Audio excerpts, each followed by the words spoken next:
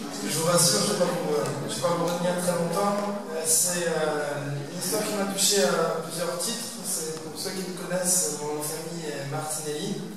Ma famille est originaire de Toscane et a fui l'arrivée de Mussolini et s'est retrouvé à la fois, il y avait deux endroits pour les Italiens, c'était soit les mines, donc à Lens, dans les mines, soit dans les bois, et c'était donc bûcheron en Champagne. Et c'est émouvant pour une part personnelle de voir une trajectoire un peu identique de mes oncles qui, à Lens, ont accueilli 3 personnes de la zone de Lucan qui faisaient partie des FTP. Donc pour cette histoire, c'est une émotion personnelle. Après, j'aurais aimé poser la question, vous qui étiez à côté de Stéphane Hessel, qui avait fait partie du même mouvement de la résistance, qui ont partagé l'héritage, comment se fait-il que vous ayez un regard si différent sur la situation de la France vis-à-vis de l'Union européenne?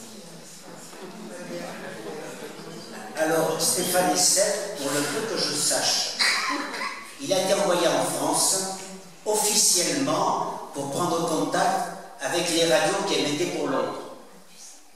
Moi, stupidement, je me suis posé la question, si l'on envoyé de Londres pour prendre contact, on peut lui avoir donné le nom et l'adresse des radios diffusées à travers la France.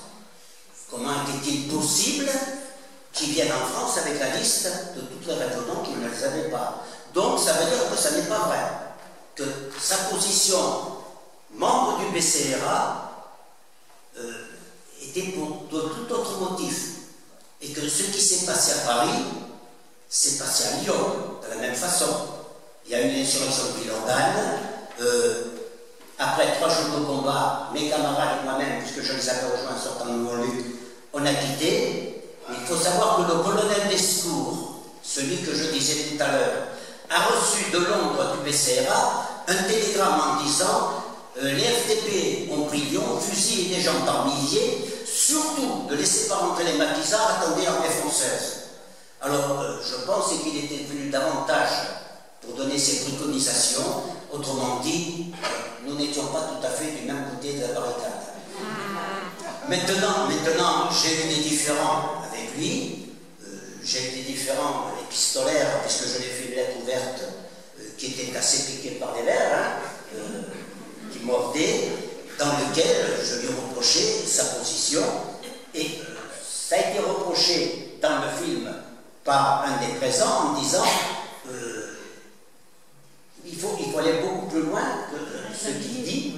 Effectivement, c'était la position que j'ai défendue lorsque j'étais au plateau des Glières et que j'avais défendue auparavant et que je continue à défendre. Si on ne sort pas de cette espèce de carcan qui pèse sur le collier de l'ensemble du peuple français, eh bien, pour l'instant, on n'a vu qu'un tout petit bout de ce qui nous est réservé. Alors, j'espère vous avoir communiqué un petit peu de ma passion pour la défense du peuple français. Et ça a été dit, quand vous battez pour défendre les plus miséreux, les plus pauvres, eh bien, vous êtes sûr que vous ne vous trompez jamais. Et c'est ce que j'essaie de faire. C'est moi qui vous remercie.